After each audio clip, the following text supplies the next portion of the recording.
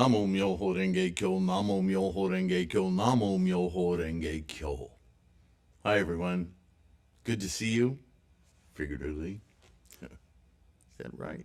I'm not sure that's the right use of that word. Anyway, it's really good for you to be here. Good to have you practicing and supporting this resource. So liking and subscribing is a Bodhisattva act of propagation. So thank you, thank you, thank you. As always, I hope this finds you in good health and secure in our very volatile world today. We are reading the Innumerable Meanings Sutra, the prologue to the Lotus Sutra proper. I would argue that it is the Lotus Sutra as a preparatory chapter. There are preparatory chapters in the Lotus Sutra. It seems Buddhism is always divided into this preparation, elucidation, and then confirmation. What the heck was that? My little dog is in here, so anything's likely to happen. What are you doing? You want to hear this bell again? Is that what you want to do? You want to hear that? My little baby. Yes, your little baby. She's getting so big. Here. Oh, let's show you to everybody so you can say hi. Here she is. That's our little Jewel. Remember how just a couple months ago she was so tiny? Okay. All right, back to business. Sorry for that interlude. Yes, I love you too. Please lay down now. I'm going to go work. Okay. I may just edit that out. All right. Chapter 3, 10 Merits. At that time, the Bodhisattva Mahasattva, Great Adornment, said to the Buddha again, World-honored one, the world-honored one has taught this sutra of the innumerable meanings, a wonderful, profound, and supreme great vehicle, which I would argue is the Lotus Sutra, yes? It is truly profound, profound, and profound. For what reason? In this assembly, all the Bodhisattva Mahasattvas, all the four groups, right? Bhikshunis, bhikshus, upasakas, upasikas, universal realms of influence, dragons, demons, kings, subjects, and all the living beings, hearing this sutra of innumerable meanings, a profound and supreme great vehicle, never fail to obtain the realm of dharanis, or expedient words and phrases, right? The three laws, the four merits, and the aspiration to enlightenment. This is our practice, folks. Namo Myoho Renge Kyo raises our, what would Nichiren call it? Seed of Buddhahood.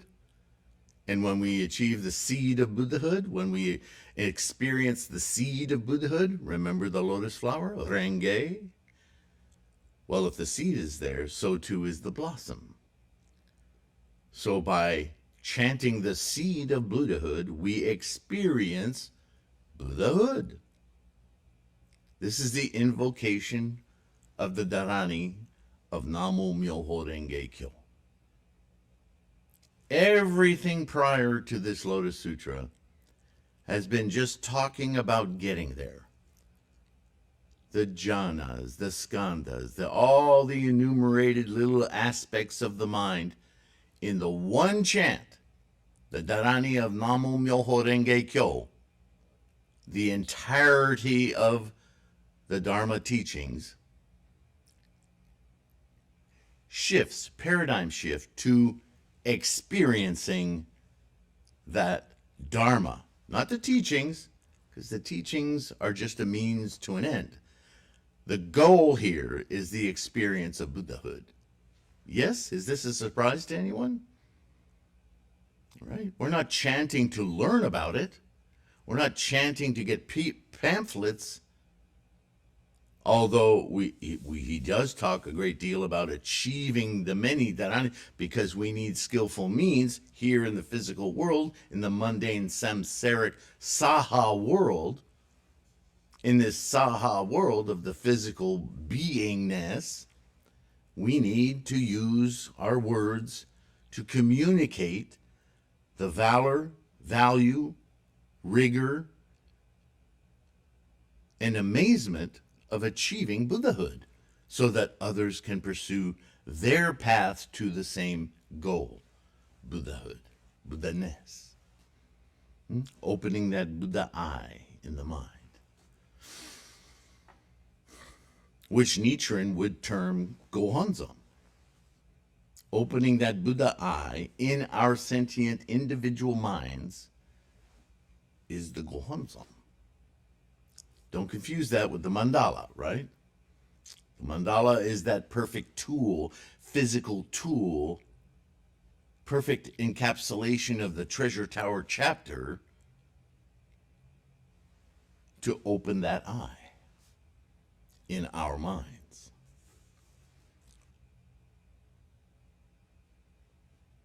It should be known that this law is reasonable in its logic,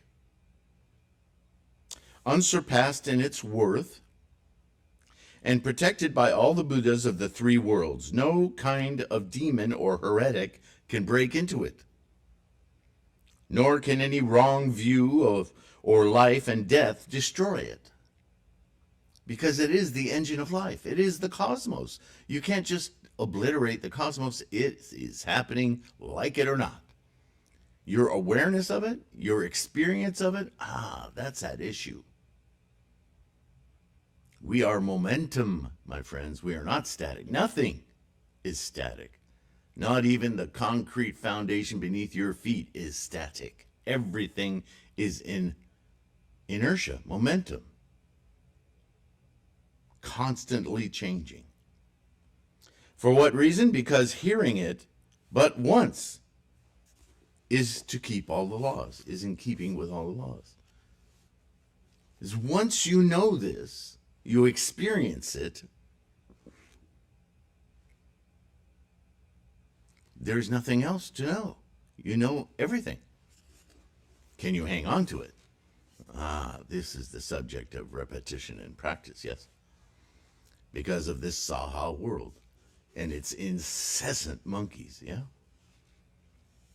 If a living being can hear this sutra, this Myoho Renge Kyo, he will acquire a great benefit. For what reason? If he practices it sincerely, always this refrain. You can't just play at it. You have to get serious. He will quickly accomplish supreme Buddhahood without fail. If a living being cannot hear it, it should be known that he loses a great opportunity, a great benefit.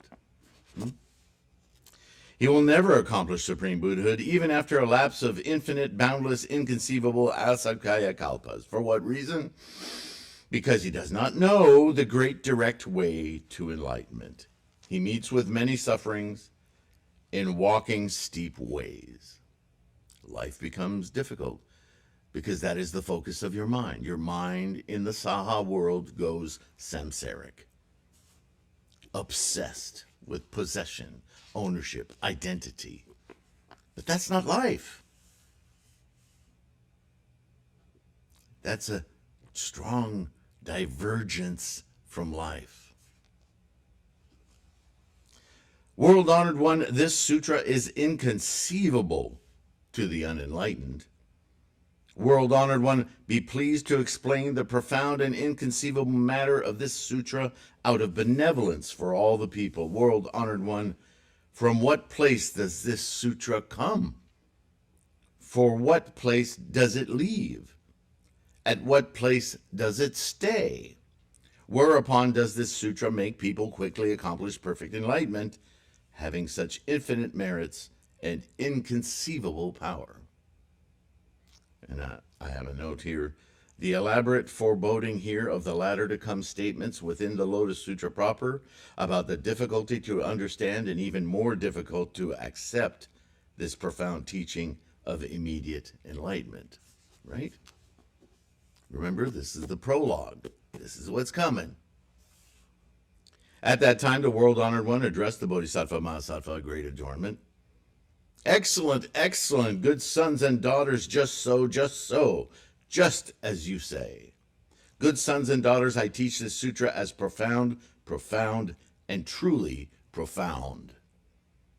For what reason? Because it makes people quickly accomplish supreme Buddhahood. Okay, we've established that, I think. Hearing it but once is keeping all the laws. It greatly benefits all the living. There is no suffering, samsara, in practicing the great direct way. It diverts you from ownership, possession, identity, and you become within the engine of life, contemporaneous being, a verb, not a noun.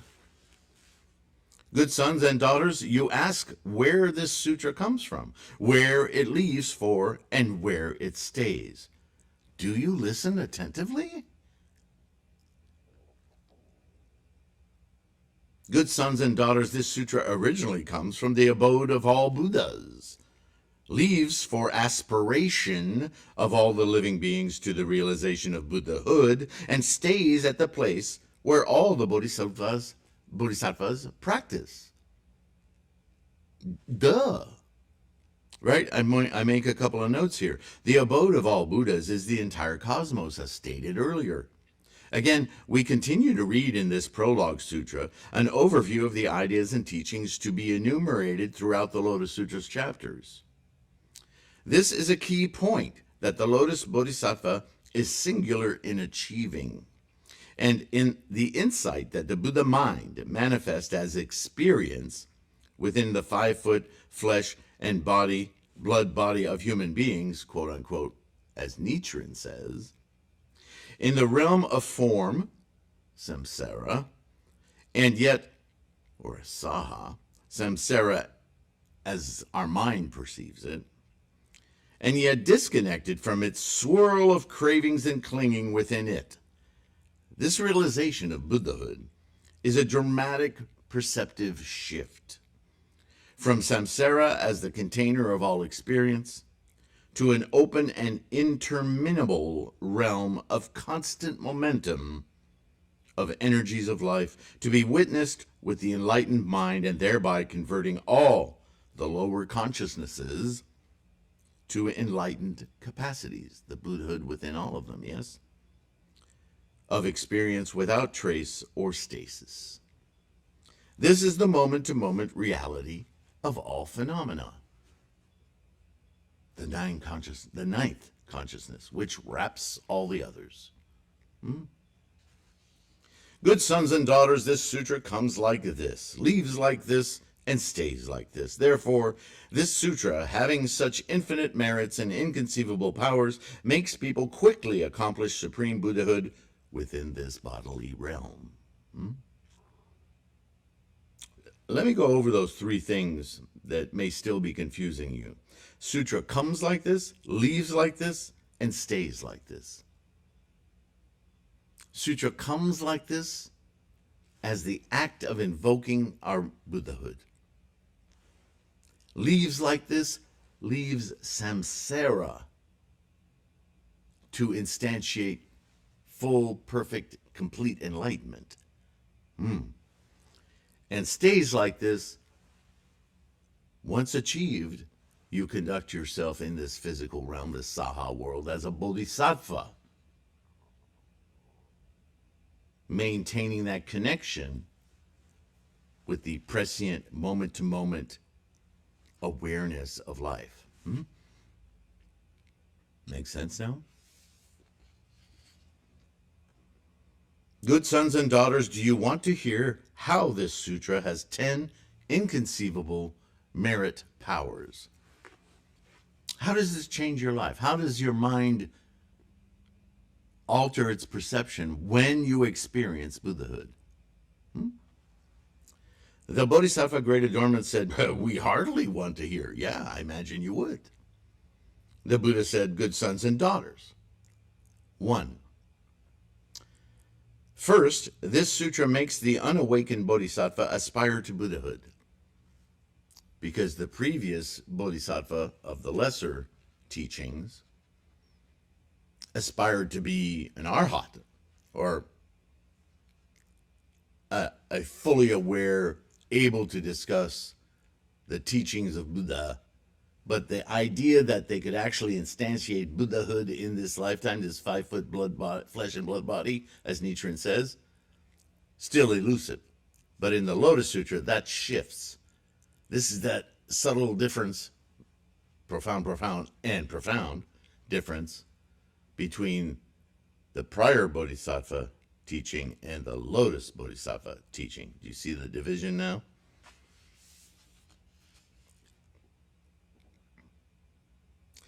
Makes a merciless one raise the mind of mercy, makes a homicidal one raise the mind of a great compassion, makes a jealous one raise the mind of joy, makes an attached one raise the mind of detachment, makes a miserly one raise the mind of donation, makes an arrogant one raise the mind of keeping the comportments, makes an irascible one raise the mind of perseverance, makes an indolent one raise the mind of assiduity, makes a distracted one raise the mind of meditation, concentration, makes an ignorant one raise the mind of wisdom, makes one who lacks concern for saving others raise the mind of saving others, or liberating others, really. I should probably change that. Makes one who commits the 10 deluded and malicious raise the mind of the 10 virtues, makes one who wishes for existence aspire to the mind of non-existence, because that's about identification, not actually existing, yeah? Makes one who has an inclination toward apostasy build the mind of non-retrogression, makes one who commits defiled acts raise the mind of undefilement, and makes one who suffers delusions raise the mind of detachment, because delusion only comes from attachment, possession, identification. Yeah. Good sons and daughters, this is called the first inconceivable merit power of this sutra. All of that. It's really all about the same one thing, isn't it?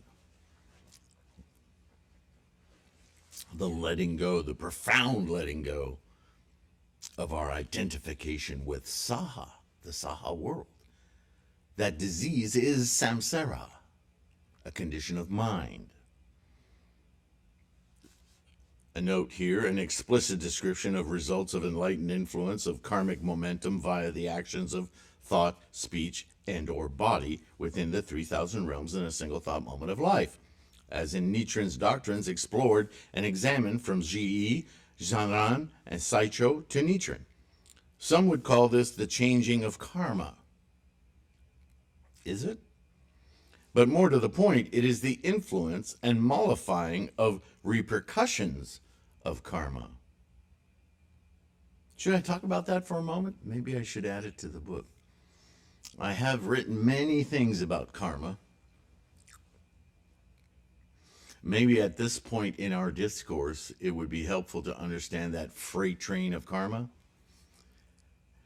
I think what spawned this thought is I keep seeing these videos pop up about the illusion of free will. Well, those illusions of free will are written by very clinical people.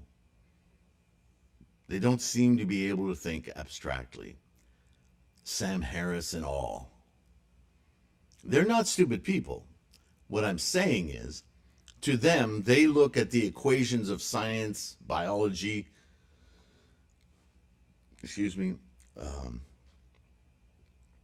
chemistry, and they see very defined reactions, right? You go into any science classroom, from high school to wherever, that periodic table on the wall, the fundamental elements. Yeah, I think in a way, it's kind of laughable. But all of science is built on these fundamental elements. And yet science knows, today science knows, that all those elements are simply mutations of energy. amalgams of mutations of energies, doing what they do due to their amalgams. As Buddhists, we've known this for 3,000 years. What they never tackle, or they're trying to tackle, put terms to via quantum fields and quantum, what's the word now?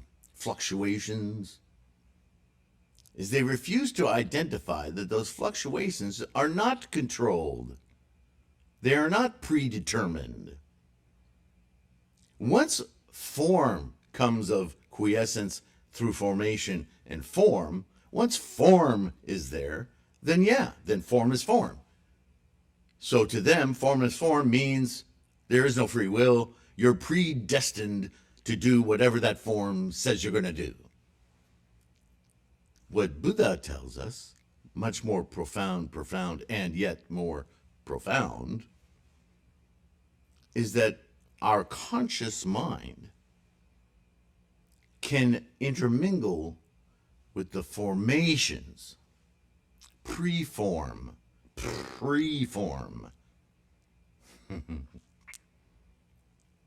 So we have very strong tendencies and conditions.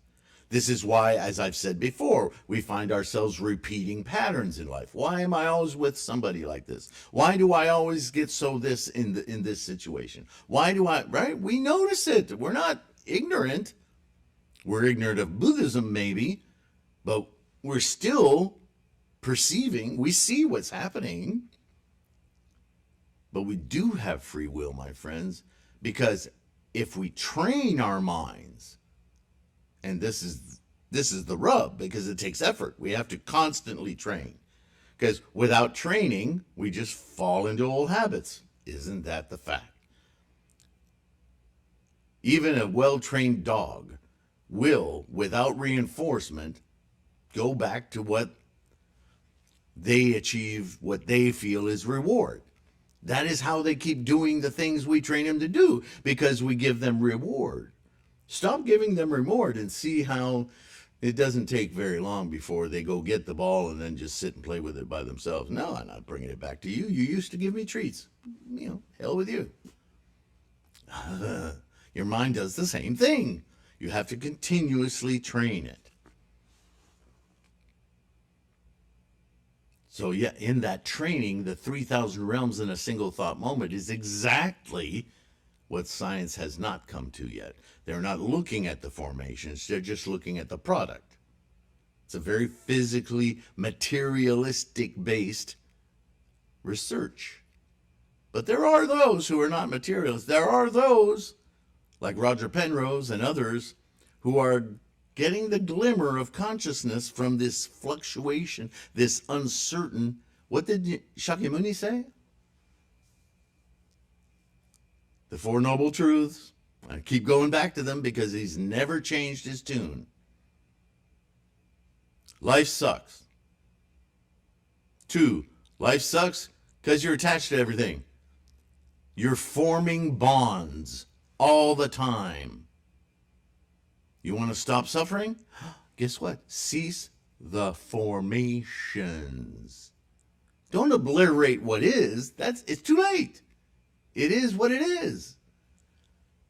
Obliterate the formations. Let it be what it is. But obliterate the formations. That's where your attachment, it just finds its, got it, got that. The formations. You want to learn how to expiate the formations? What do? Live a behavioral life that conditions you to that knowledge. The Noble Eightfold Path, right? And what's part of the Noble Eightfold Path? The most important part, you could argue. Not just our saha behavior, our samadhi, our meditation. Namo Myoho Renge Kyo. Together, that lamp in the attic, that go aha, Renge, along with being here in the Saha world, that's Bodhisattva. I mean, this tune has never changed. just the perception of it. All right. What are we doing? We're doing good. All right, so that's the first of the merits, the opportunities, the benefit of the practice. Secondly, the inconceivable merit power of this sutra is as follows.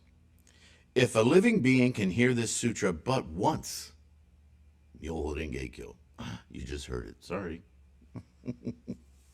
Or only one verse and phrase, Namo Myoho Renge Kyo, he will penetrate into 100,000 kotis of meanings.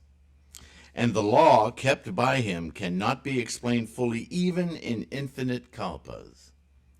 When you get that aha, that renge, oh, you could inexhaustibly talk about what you just got and still have much to say. That's the limitation of language, isn't it? For what reason? It is because this sutra has innumerable meanings. This sutra has innumerable meanings. Doesn't that also validate the point I keep making, that the innumerable meanings sutra is just a convenient name to lay on top of these preparatory prologue chapters of the Lotus Sutra itself? Another note from your favorite bald guy. Innumerable meanings for individual people's capacities or experience to be studied by Bodhisattva Mahasattvas for the purpose of skillful means or expedient devices. As Shakyamuni enumerates, for the practice of the Lotus Bodhisattvas to propagate the true teachings of full and perfect attainment of the Buddha eye, what later Nichiren would term the Gohonzon, attainment shifting experience from samsara to Buddha, liberation in this lifetime. Good sons and daughters, suppose that from one seed 100,000 myriad seeds grow. From each of 100,000 myriad seeds, another 100,000 myriad seeds grow. And in such a progression, seeds increase to an unlimited extent. Here we go again.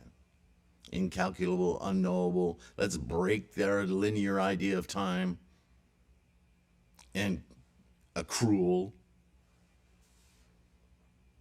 This sutra is like this. From one law, 100,000 meanings grow. From each of 100,000 meanings, 100,000 myriad meanings grow. And in such a process, meanings increase to an unlimited and boundless extent. Such being the case, this sutra is called Innumerable Meanings. Good sons and daughters, this is the second inconceivable merit power of this sutra. Here we go again. Here's one source of the term seed of Buddhahood and the analogy of the renge, or lotus flower, that seeds in the same moment as it blossoms. Nichiren attributes this action embodied in the chanting of the title of the sutra and the daimoku of our intent and attitude to invoke it. Never forget that. It's not just simply mouthing the words. It's with intent, right? What did the Shakyamuni say? Nichiren says it all the time. Single-mindedly. Good sons and daughters. Thirdly, the third of the 10 merits. The inconceivable merit power of this sutra is as follows. If a living being can hear this sutra but once, or only one verse and phrase, he will penetrate into 100,000 myriad kotis of meanings. After that, his delusions, even though existent, will become as if non-existent. In other words, they'll become transparent. They will no longer hold you. He will not be seized with fear, though he moves between birth and death, the moment-to-moment instantiations of the cycle of birth, death, rebirth, death, rebirth, death. And he will raise the mind of compassion for all the living and obtain the spirit of bravery to obey all the laws, to stay within it, to stay immersed in the engine of life, not be distracted, detracted by the monkeys. They're all there chanting aloud, but now it's just a distant little song. It's kind of entertaining. Instead of seizing upon your very cellular being. A powerful wrestler can shoulder and hold any heavy thing. The keeper of this sutra is also like this. He can shoulder the heavy treasure of supreme Buddhahood and carry living beings on his back out of the way of birth and death. I mean, this is so clear as I read it. It's almost painful for me to know that there are people who read this sutra and it just... He will be able to relieve others, even though he cannot yet relieve himself. Because you're still in the Saha world, you're a bodhisattva. But you know what the relief looks like, tastes like, experiences like. How do you share that with others? They have to come to it on their own. Just as a ferry master, though he stays on this shore owing to his serious illness and unsettled body, can be made to cross over by means of a good and solid ship that has the quality of carrying anyone without fail, so also is this with the keeper of this sutra. No matter what your condition, your life condition, this sutra is the sutra. It doesn't matter if you're not eloquent, if you're not pretty, handsome, strong, because Namo Myoho Renge Kyo is all of that and more. So don't feel like you're not ready to tell anyone about it. However you do it, what matters is attitude and intent. Are you sincere? Or are you arrogant? Are you truthful as to your own experience? Or are you a liar? Right? These things affect the transfer of this teaching to others so that they can achieve their maximal Renge. That's a tougher one, isn't it? But by chanting, this is one of the great merits. You gain that confidence. Because the confidence isn't about your samsaric, physical ownership, identity. It's about Myoho Renge Kyo. The privilege of Myoho Renge Kyo, yeah? Though he stays on this shore of ignorance, old age, and death, owing to 108 kinds of serious illness, remember the 108, it comes up a lot. These are the 108 earthly desires of the Nichiren doctrine in the beads, yeah? With which his body, under the existence of all the 5 states, is seized and ever afflicted, he can be delivered from the cycle of birth and death through practicing this strong Mahayana Sutra of innumerable meanings, as it is taught, which realizes the deliverance of living beings. Good sons and daughters, this is called the third inconceivable merit power of this sutra. Another note from yours truly. It has become clear by the rhetoric of the Innumerable Sutra that in its purpose as prologue is also to indicate that its title is simply a provisional adjective for the sutra for which it is written. In other words, the Innumerable Meanings teaching is, in fact, by any other name, the actual Dharma teaching of the Lotus Sutra. The Lotus Sutra of the Wonderful Dharma is a teaching of innumerable meanings. Good sons and daughters, fourthly, and I'm going to save that for the next video. I wonder if we'll do 3 at a time, that number 3. I don't know, but next time we will start with the fourth inconceivable merit power of this practice. I hope this is meaningful for you. I love sharing it with you. It reinvigorates my own practice, so I hope it does the same for you. Thank you. Patrons, Namo Myoho Renge Kyo. Bodhisattva universally worthy are you. Those of you who are buying ebooks, thank you. Print books, mandalas, you're all supporting this effort and growing this channel. My gratitude is immeasurable. All the links in the description, of course. You know what to do. Don't forget the website, the free podcasts. Many of you are using those. That's gratifying. Take care of your health the best you can. If for no other reason, and I do want you to enjoy your life, to keep your practice strong. Right? Presence at the Butsudan. Be part of that Treasure Tower chapter. Namo Myoho Renge Kyo. Thank you for listening. I'll see you in the next one. As always, bye for now.